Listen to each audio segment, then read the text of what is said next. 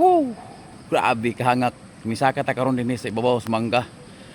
Kaila mo ani, nagkuha ta ni oh. Mao ni atong gikuha.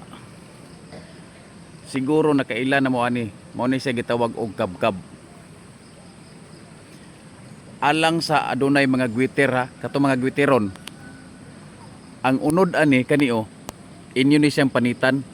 Kani. Panitan niya ning unod ani. Pagkahuman inyuhang banggoron. Banggoron ninyo og pino. Pagkahuman ninyo og banggod, inyuhang poston og dahon sa saging. Apan sa dili pa, sagulan nimo og asin gamay. Poston sa dahon sa saging, dayon imuhang paisan. Igo nga paminaw nimo nga medyo naluto-luto na.